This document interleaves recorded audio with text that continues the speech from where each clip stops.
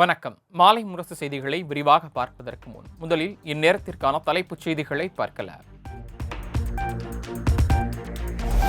நாடாளுமன்ற தொகுதி மறுவரையறை தொடர்பாக சென்னையில் நாளை அனைத்துக் கட்சி கூட்டம். முதலமைச்சர் மு.க.ஸ்டாலின் தலைமையில் நடைபெறும் கூட்டத்தில் 42 கட்சிகள் பங்கேற்பு.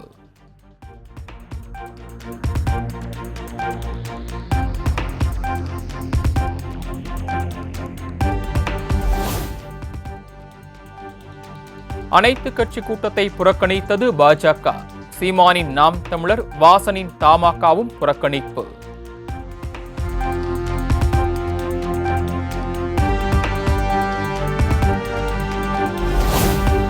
தமிழ்நாட்டின் மன்னார் வளைகுடா பகுதியில் கடல்சார் ஆழ்துளை எரிவாயு கிணறுகள் அமைக்கும் பணியை உடனடியாக கைவிட வேண்டும்.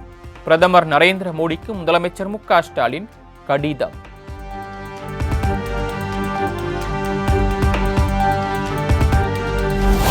தமிழையும் பிற மொழிகளையும் அழிப்பதுதான் பாஜக ஆட்சியாளர்களின் ரகசிய திட்டம் என முதலமைச்சர் மு.க.ஸ்டாலின் காட்டம். தமிழ்நாட்டில் ஆதிக்க ஹிந்தியையும் சமஸ்கிருதத்தையும் கட்டாயமாக திணிக்க வேண்டும் என்பது பாஜகவின் நோக்கம் எனவும் சாடல்.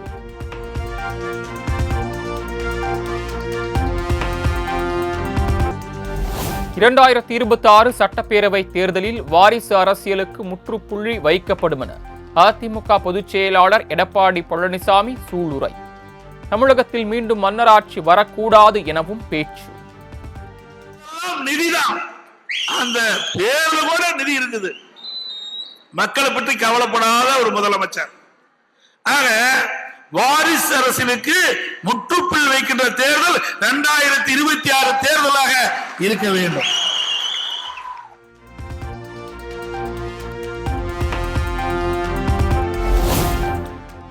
தேமுதிகவிற்கு ராஜ்யசபா சீட் தருவதாக நாங்கள் கூறவில்லை. கூட்டணி பேச்சுவார்த்தையின் போதே ராஜ்யசபா சீட் உறுதியானதாக பிரேமலதா தெரிவித்திருந்த நிலையில் இபிஎஸ் மறுப்பு. அதெல்லாம் உரிய நேரத்தில், அதாவது இந்த கூட்டணி இதெல்லாம் விட்டுருங்க. நீங்க தேவையில்லாத கேள்வியெல்லாம் கேட்க வேண்டாம், புரியுதா? அது யார் சொன்னா? நாங்க ஏதாவது சொன்னோமா? சொல்லுங்க பார்க்கலாம். நாங்கள் ஏதாவது சொன்னோமா? யாரும் சொல்ற கேள்வி எங்களை கேட்காதீங்க சார். நாங்கள் ஏதாவது வெளிப்பட்டணுமா? தேர்தல் அறிக்கை வந்ததில்லை, நாடாளுமன்ற தேர்தல் இருந்ததில்ல. தேர்தலில் என்ன வெளியிட்டோம் படிச்சு பாருங்க. அப்படிதான் நடந்துக்கும்.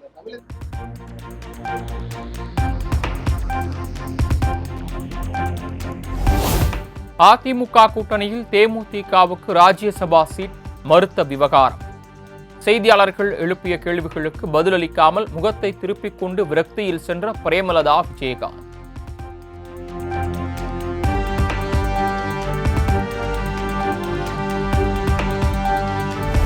பாஜகவுடன் அதிமுக கூட்டணி வைப்பது தொடர்பாக 6 மாதங்களுக்கு பின் கேளுங்கள் என எடப்பாடி பழனிசாமி மழுப்பல். இதுவரை நேரடியாக பாஜகவுடன் கூட்டணி இல்லை என தெரிவித்த இபிஎஸ் செய்தியாளர்களின் கேள்விக்கு பதில் தர மறுப்பு. அதுதான் நாங்கள் வருகிற 2026 நடக்கும். பாஜக கீஜாக்களை 6 மாசம் கழிச்சு கேளுங்க. அதாவது எல்லாமே யூகத்தின் அடிப்படையில் கேட்கிற கேள்வி. இதுக்கு என்ன பதில் சொல்ல முடியும்? நாங்க தான் சொல்லிட்டோமே, யாரெல்லாம் அங்க இருக்கிறாங்க, யாரெல்லாம் இங்க இருக்கிறாங்க, எல்லாம் 6 மாசத்துக்கு பின்னால சொல்லப்படும். இது ஒன்றும் மறைச்சிட்டுலாம் செய்ய முடியாது. வெட்ட வெளிச்சமா செய்யப்படும், செயல்படுத்தப்படும். இதுல எந்த ஒரு மாற்று கருத்து கிடையாது.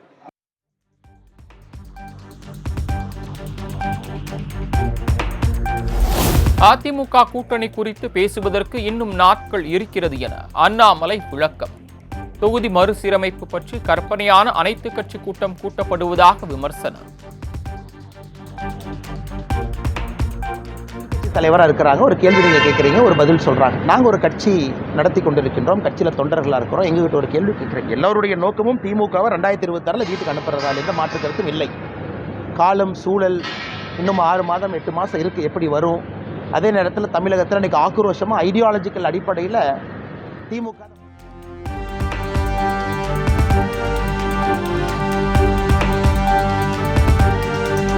தமிழ்நாடு வக்பு வாரியம் சார்பில் நடைபெற்ற இப்தார் நோன்பு திறப்பு நிகழ்ச்சியில் துணை முதலமைச்சர் உதயநிதி பங்கேற்பு. கடந்த 4 ஆண்டுகால ஆட்சியில் இஸ்லாமியர்களுக்கு எண்ணற்ற திட்டங்கள் செயல்படுத்தப்பட்டுள்ளதாகவும் பெருமிதம். மிலாது நபிக்கு விடுமுறை தந்தவர் முத்தமிழர் டாக்டர் கலைஞர் அவர்கள். அதேபோல் உருது பேசும் முஸ்லிம் மக்கள் பிற்படுத்தப்பட்ட மக்கள் பட்டியல் சேர்த்துக்கப்பட்டதும் கழக ஆட்சியில தான். வக்ஃபு வாரிய சொத்துக்களை பராமரிக்க முதல்ல மானியம் ஒதுக்கியது திராவிட முன்னேற்ற கழக அரசு. தமிழ்நாடு சிறுபான்மையினர் பொருளாதார மேம்பாட்டுக் கழகம் உருது அகாடமியை தொடங்கியது நம்முடைய அரசுல.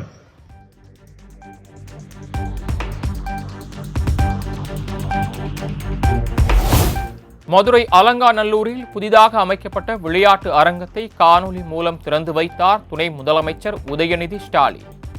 வணிக வரித்துறை அமைச்சர் மூர்த்தி குத்துவிளக்கு ஏற்றி அரங்கத்தின் உட்கட்டமைப்பை ஆய்வு செய்தார்.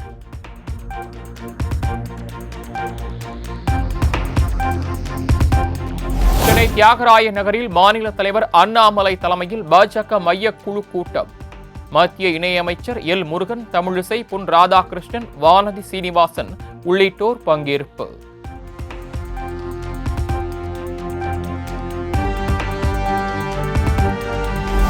டெல்லியில் மத்திய சுகாதாரத்துறை அமைச்சர் ஜே.பி. நட்டாவுடன் சுகாதாரத்துறை அமைச்சர் மா. சுப்பிரமணியன் சந்திப்பு. கோவையில் புதிய எய்ம்ஸ் மருத்துவமனை தொடங்க வேண்டும் என்பன உள்ளிட்ட கோரிக்கைகளை வலியுறுத்தி மனு.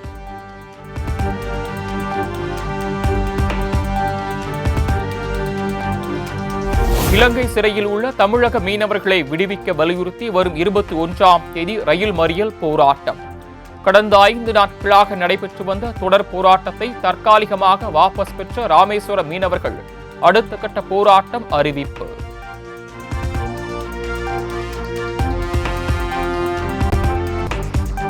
சிலை கடத்தல் வழக்கில் நீதிமன்ற நிபந்தனைகளை மீறி சாட்சிகளை மிரட்டுகிறார் பொன்மாணிக்கவேல். உயர்நீதிமன்ற மதுரை கிளையில் சிபிஐ தரப்பில் குற்றச்சாட்டு.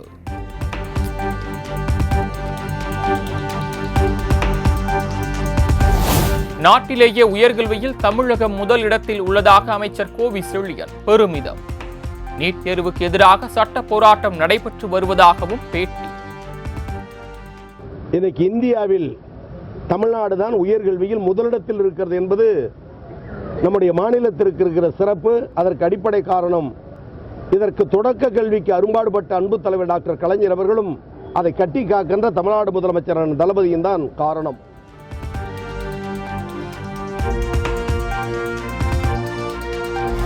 ஆளுநர் பொறுப்புக்கு தகுதியற்றவர் ஆர்.என். ரவி என்று மதிமுக பொதுச் செயலாளர் வைகோ காட்டம். வரலாற்று அறிவு சிறிது கூட இல்லாமல் ஆர்.என். ரவி கதையளந்திருப்பதாக காட்டம்.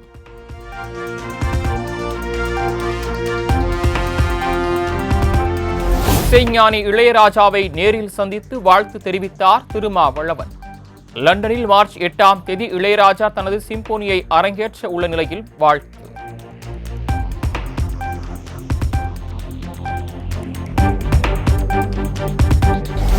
உறுதிமொழி வாசிக்கும் நிகழ்வில் பெண்ணின் வளையலை உருவி விளையாடிய திமுக கவுன்சிலர்.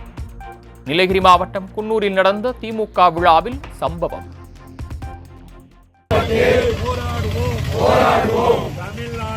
தமிழ்நாடு போராடும் போராடும் தமிழ்நாடு தமிழ்நாடு வெல்லும் வெல்லும் இதுதான் போராடுவோம் போராடுவோம் தமிழ்நாடு தமிழ்நாடு.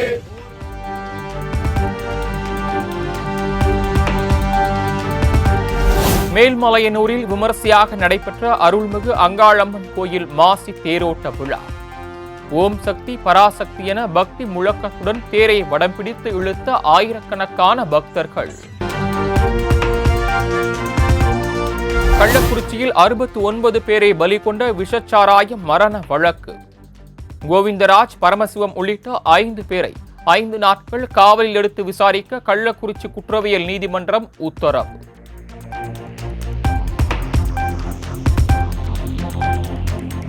போதைப் பொருட்களை வெளியேற்றினால் மட்டுமே தமிழகத்தில் பெண்களுக்கு பாதுகாப்பு கிடைக்கும். பள்ளிக்கூட வாயில்களில் மிட்டாய் விற்கும் காலம் போய் போதைப் பொருள் விற்கும் காலம் வந்துவிட்டதாகவும் பசுமை தாயகம் தலைவர் சௌமியா அன்புமணி விமர்சனம்.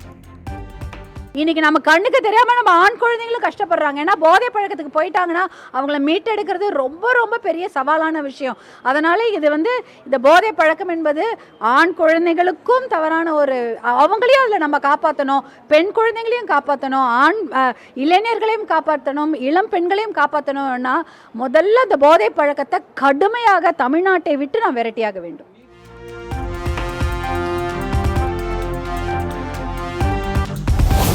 நில அபகரிப்பு வழக்கிலிருந்து விடுவிக்க கோரி முன்னாள் அமைச்சர் அழகிரி தாக்கல் செய்த மனு தள்ளுபடி. நில அபகரிப்பு தடுப்பு பிரிவு போலீசாரின் மறு ஆய்வு மனுவை ஏற்று சென்னை உயர்நீதிமன்றம் உத்தரவு.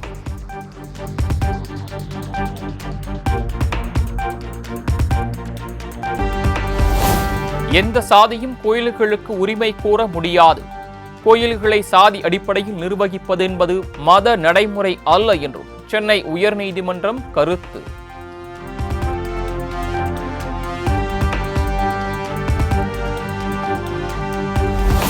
கொரோனா காலத்தில் கடன் தொகைக்கு அதிக வட்டி விதித்த தனியார் வங்கிக்கு எதிரான புகாரை பரிசீலித்து நடவடிக்கை எடுக்க வேண்டும். ரிசர்வ் வங்கிக்கு சென்னை உயர்நீதிமன்றம் உத்தரவு.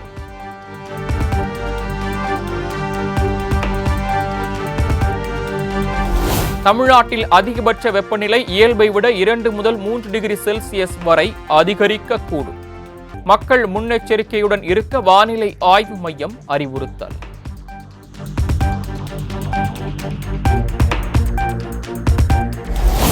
ஜூஸ் கடைகள் மற்றும் குளிர்பான விற்பனை நிலையங்களில் ஆய்வு மேற்கொள்ள வேண்டும்.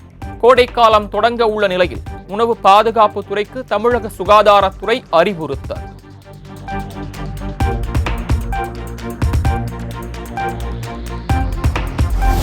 குஜராத் மாநிலம் ஜாம் நகரில் வனவிலங்கு மறுவாழ்வு மையத்தை திறந்து வைத்தார் பிரதமர் நரேந்திர மோடி. சிங்கம், புலி உள்ளிட்ட வனவிலங்குகளை ஆர்வமுடன் பார்வையிட்டு உணவுகளையும் வழங்கி மகிழ்ந்தார்.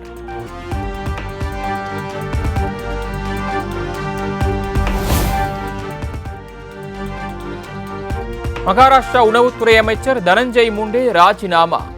பஞ்சாயத்து தலைவர் கொலை வழக்கில் தொடர்புடையதாக புகார் எழுந்த நிலையில் நெருக்கடி காரணமாக முடிவு.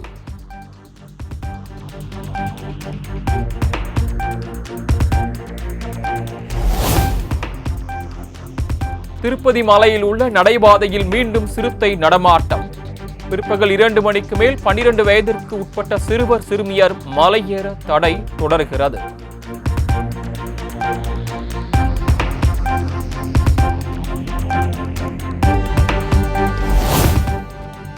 கவிஞரும் பட்டிமன்ற பேச்சாளருமான நந்தலாலா காலமானார். உடல்நலக் குறைவு காரணமாக பெங்களூரு மருத்துவமனையில் அனுமதிக்கப்பட்ட நிலையில் உயிர் பிரிந்ததாக தகவல்.